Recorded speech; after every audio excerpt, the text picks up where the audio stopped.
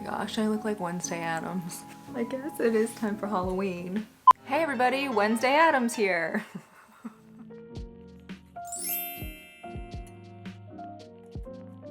Hey everybody, welcome back. For those of you that don't know me, my name is Ashley and this channel is all about good vibey houseplant stuff. So if you enjoy things like plant tours, plant hauls, plant shopping, we do a lot of plant shopping, feel free to subscribe. I do try to post twice a week, some good planty content. I'm also on Instagram and I usually post like some behind the scenes. So look me up on there at Life with Ashley Anita. I always love to make new plant friends. So I'm really excited for this video. I filmed a houseplant tour a few months ago where I shared my 100 plus houseplants I've collected in the last year and a half, and I did share my cacti collection in that video. However, I really just glanced over it. When I first started collecting houseplants, I really didn't like cacti. When I was watching videos, I'd like fast forward past the cacti collection. I just like wasn't into it. Shame on me for saying that, I know. But it was because I didn't know anything about cacti. I didn't realize how many cool ones there were out there. And I have to say, pretty quickly into my collecting, I developed the cactus bug. I am obsessed. I love them. I will also be going a little bit more in detail about care tips, where the cactus come from, just interesting stuff like that. And please keep in mind, I'm not a botanist. I'm just a plant enthusiast, hobbyist. So if I say any incorrect statements or facts during this video, you know, feel free to leave in the comments below some corrections. I did try my best to, you know, do my research and get as much of it correct as I could. Also, mainly, please forgive my pronunciation. I don't know how to pronounce these words. I haven't heard them said before. I just go through and read it. So, you know, it doesn't sound great a lot of times, but I'm learning as I go. All right, so let's get started on the tour. You guys know this spare bedroom is actually, I've turned it into my plant room. And yeah, they love this room. It has northwest light, so it gets light in the afternoons. Hi, honey. You coming to say hi to everybody? Yeah? Oh. And my cactus love this room because they get a ton of afternoon light. It gets pretty warm in here. So I have some of them here and some downstairs. So let's jump into it.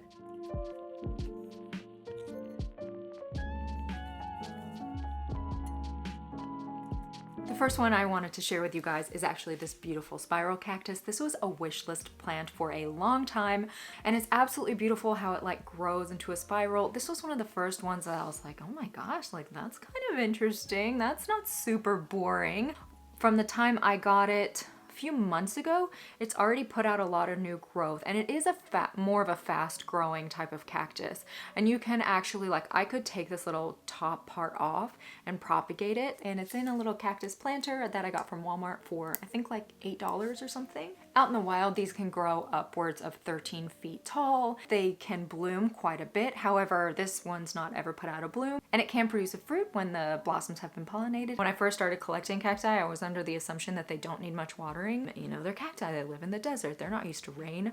Oh, I was so wrong. I started noticing that my cacti, which I love from the bottom of my heart, they were all going so pruny and they were dying. Turns out during the growing season, they need regular watering, like regular watering. They really needed like once a week or once every 2 weeks, like a good watering. You know, lesson learned. Maybe it'll be a helpful tip for you guys. And during the fall and winter months, you can be sparing with watering.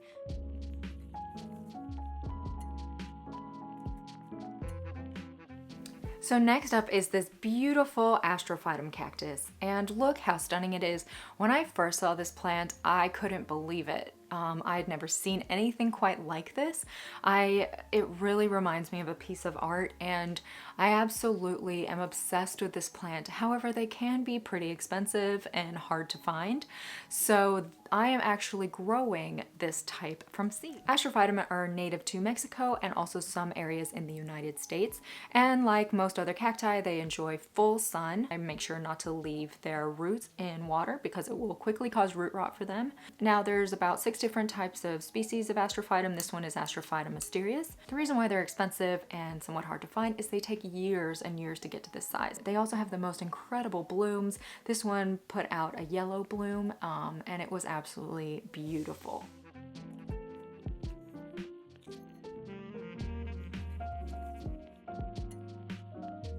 Here is another type of astrophytum that I have called a bishop's cap or Astrophytum myriostigma. This is a very popular one that people love. little dots on it.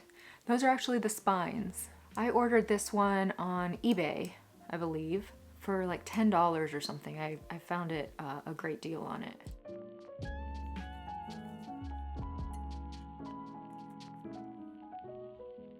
I bought this one because I saw that it did have, you know, an interesting spiral happening. It doesn't have many spines, which is nice. You've probably heard people talk about blue cacti. Now, this is another cacti that I have that really shows more of the blue color. This is a blue candle. When a cactus has something that's a little bit more on the blue side, that's called glaucus. That's what you would call it, like a glaucus green or a glaucus blue color. And what that blue color is, it's actually called an epicuticular, I don't know, I'll put it here, but it's a type of wax that it produces, and it's only produced once, as only new cells can produce it. So once it's exposed to the elements or people touch it, that blue color comes off. And as you can see here, there are certain spots where the blue color has come off and it will not come back. It helps to reinforce the waterproof quality of the cactus. It helps prevent bacteria and pests, and it also helps to reflect part of the excess solar energy that it gets. So, you know, too much sunlight, it's able to reflect that being in the desert. So if you ever find a blue cactus that doesn't have that wax removed from the outside and it has a good blue color, don't ever touch it, and that is a really good find.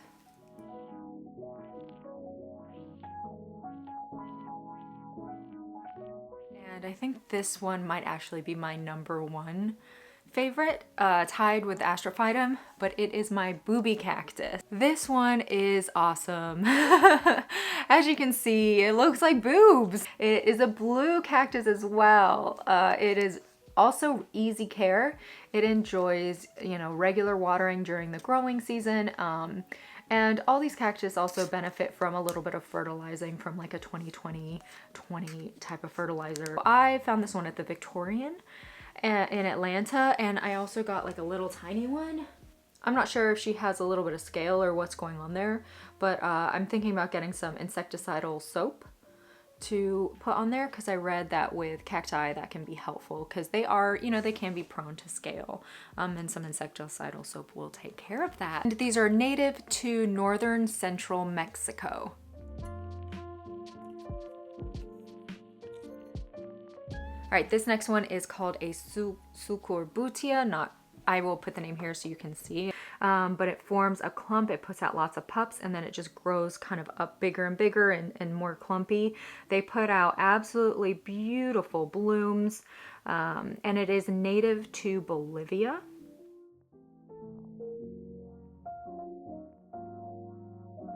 This little cutie is a Gymnocalycium Horstii. I don't know how to pronounce it. It's described online as resembling a loaf of bread. I guess I could kind of see that. And it occurs only in the southern Brazilian province of Rio Grande do Sul. So if you have one of these, take super good care of it. Try to propagate it as you can. We have a responsibility as plant collectors to try to bring back some of these species. I'm a little bit torn because I don't know if plant collecting helps rare and endangered plants or if it makes it worse, because are people going in and uprooting these plants to sell to plant collectors like myself? Like, I'm not really sure. I think there's a dilemma there, and I've seen him around at some different nurseries, so hopefully he's not as endangered as the internet said. But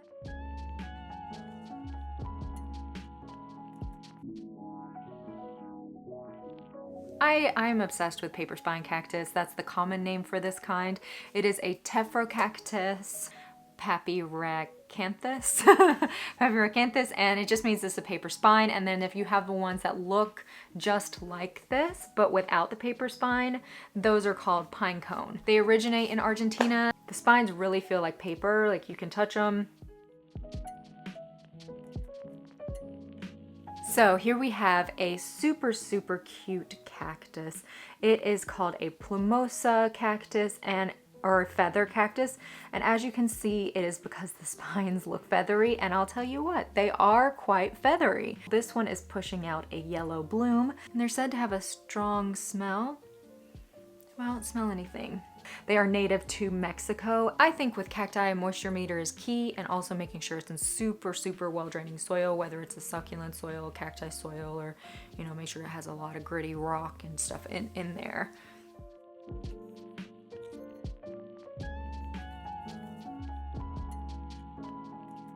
Next up is this beautiful Euphorbia lactea, also known as white ghost. Now, Euphorbia is commonly mistaken as a type of cactus. However, Euphorbia is an entirely different genus with over like 2,000 species, ranging from something like this all the way to poinsettia. Now, this one is really interesting and is my personal favorite amongst Euphorbia because it doesn't have any green, and it's different in how it, you know, photosynthesizes, because it doesn't have the chlorophyll. One of the differences that I found was interesting is that cacti, their spines are actually leaves, where with Euphorbia, their spines are thorns. That the white ghost will actually turn pink if given enough sunlight, and it can get quite tall, up to 15 feet, and you don't want your pets munching on them, and even for humans, you don't want to touch Euphorbia, you know, or get that sap on there without, you know, washing your hands, because they can be quite poisonous. This one is from tropical areas of Asia, India, Thailand. Ouch! Pendejo. Got me. So next up we have this beautiful domino cactus, also known as the ECHINOPSIS or ECHINOPSIS, don't know the pronunciation. But as you can see, it's very clear why it is called a domino cactus, because it looks like a domino piece with all the little dots on there. They are native to South America, not specifically one country. They're really, you know, seem to grow in many countries in South America, and it's also known as the Easter lily cactus. It puts out beautiful blooms. It can put out multiple blooms at a time, you know, varying colors, I believe. The blooms only last 24 hours. So if you get a bloom, make sure to take a picture of that baby because it won't last long. I have to say, when people come over, a lot of them point out this one and they're like, I really like that one. Out of all the crazy cacti I have, this one gets the most comments.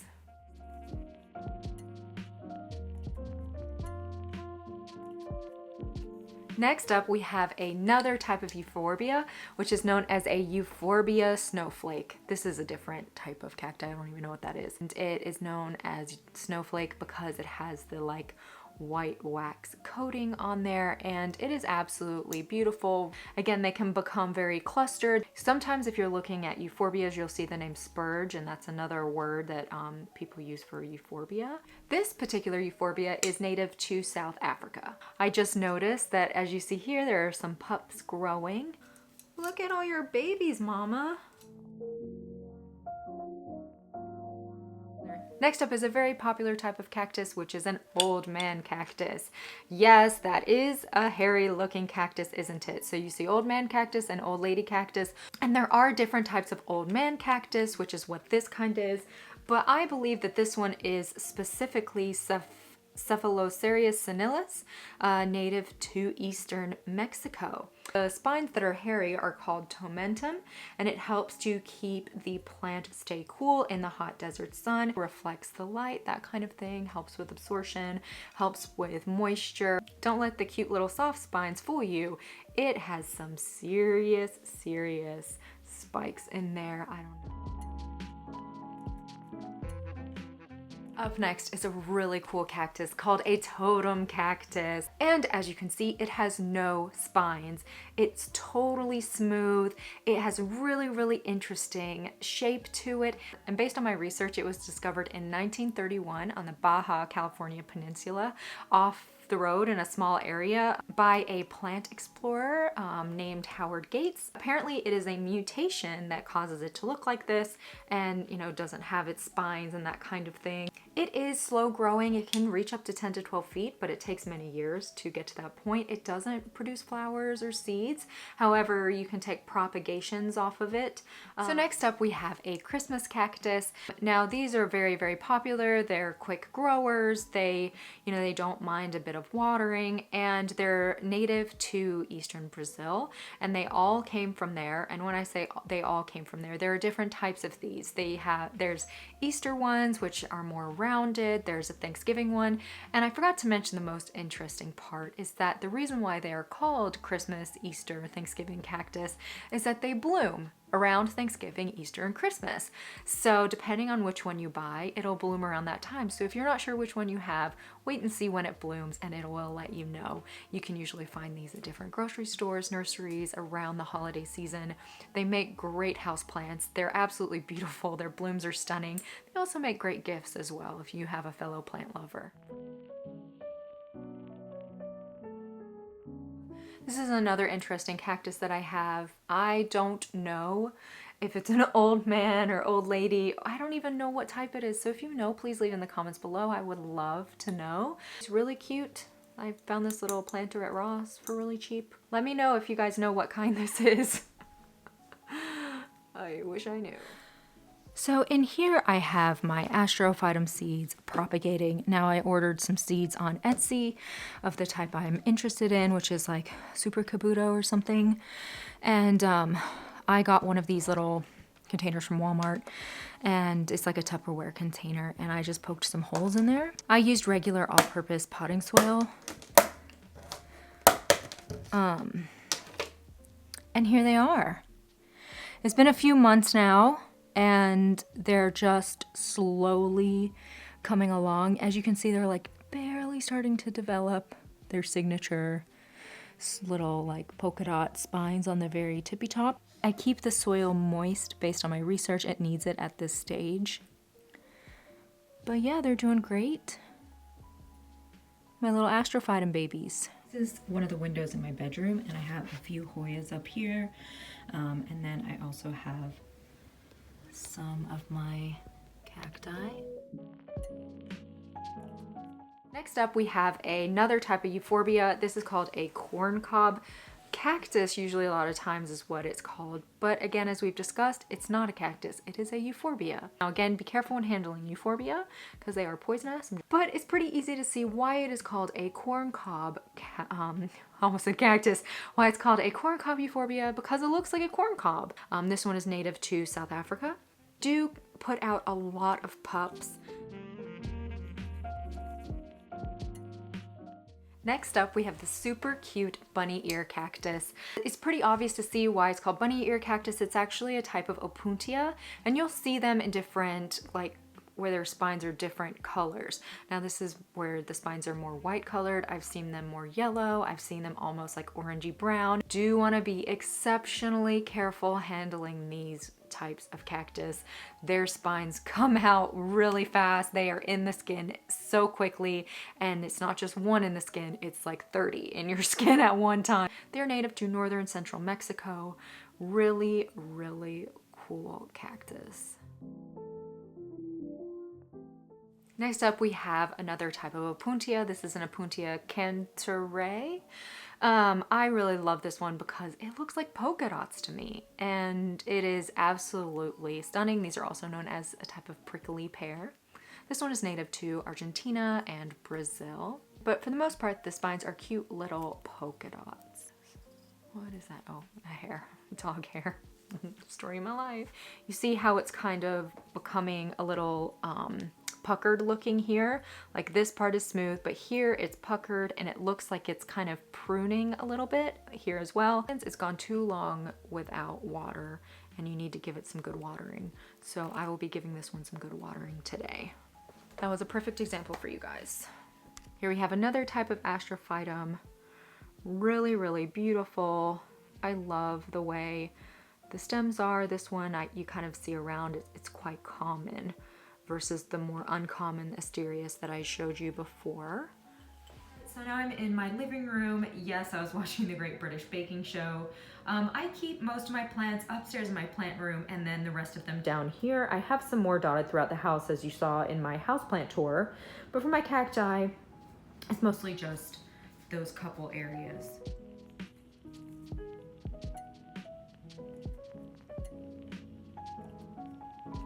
I couldn't do this video without sharing my little lithops. I've read some only need to be watered 3 to 4 times a year. Some need to be watered once a week during their growing seasons, which are spring and autumn. I can't really figure it out, but I still am obsessed with them. They are called living stones. They're also called butts. A lot of people think they look like butts. Here's some other ones that I have.